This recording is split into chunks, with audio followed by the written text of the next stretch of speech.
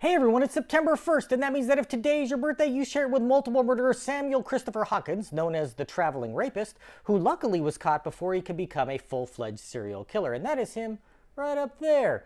Hawkins was born in Georgia in 1943 and suffered from mental illness at an early age. His childhood was filled with incidents of violence and abuse at the hands of his father, who taught his son that the best way to get back at the racism he experienced from white people in the South was by attacking white women.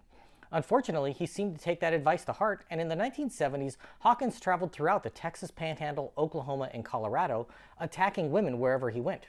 He served time in all three states for burglary and rape, and he worked off and on as a meat trimmer. His typical MO was to enter a home with a lone female resident, put a pillowcase over her head, and sexually assault her before leaving with her valuables. He has been tied to more than 40 rapes during this period. Hawkins first escalated his attacks to murder in 1976 when he kidnapped a 12-year-old girl and took her to his home, where he kept the girl for 3 days.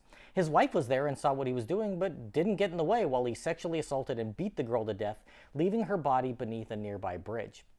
The following year, he cased a neighborhood in Borger, Texas, looking for any homes with unlocked doors.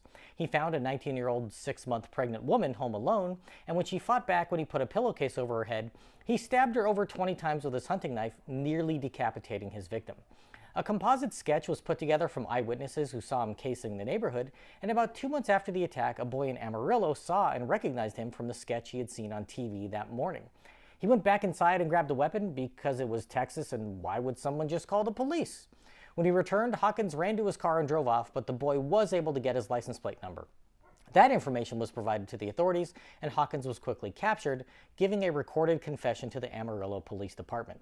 He was tried separately for the 2 murders and represented himself in the first case, which was the first occurrence of a defendant doing so in a capital murder case. His wife cut a deal with prosecutors to avoid jail time by testifying about what she had seen him do to his first murder victim. Hawkins was convicted in both cases and sentenced to death row, where he remained for 18 years as appeals worked their way through the courts. His murders are to this day considered some of the most violent that the Texas Panhandle has ever seen, and Hawkins was executed by the state of Texas in 1995 without giving a final statement. If this is your birthday, I hope you have a great day. Leave me a comment so I can wish you a happy birthday. If you know someone whose birthday it is today, send them this video so they can find out all about their birthday twin. And to Samuel Christopher Hawkins, I say, happy birthday, you bastard.